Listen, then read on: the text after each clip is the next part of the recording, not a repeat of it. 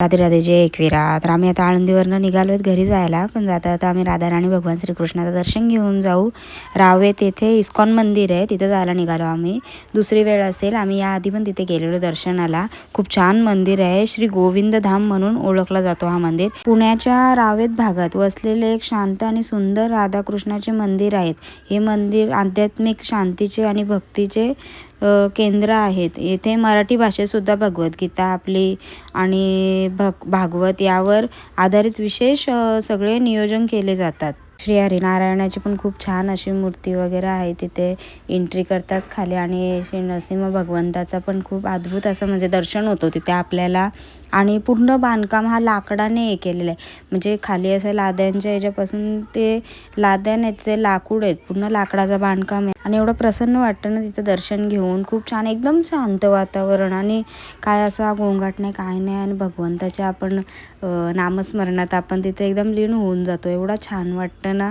आणि ही दुसरी वेळ असेल, याआधी पण आम्ही अन्विकचा वाढदिवस होता त्यावेळेस आम्ही गेलेलो तिथे. खूप छान मस्त असं दर्शन झालं आणि असं वाटतं देवांना बघतच राहावं. एवढं मन प्रसन्न होतं ना भगवंताचं दर्शन घेतला ना, जाम एकदम मनाला एक वेगळाच आनंद भेटतो.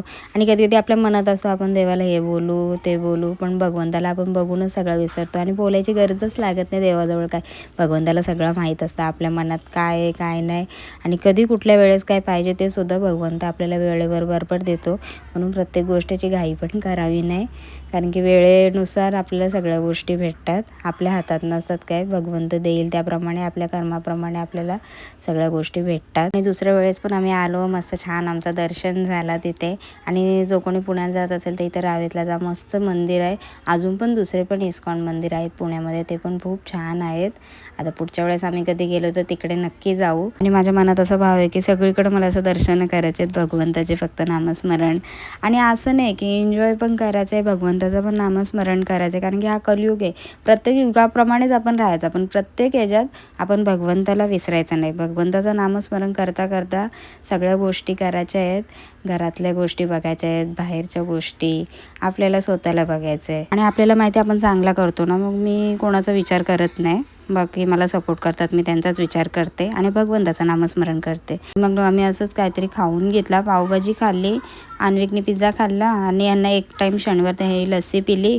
त्याच्यानंतर मग आम्ही घरी जायला निघालो.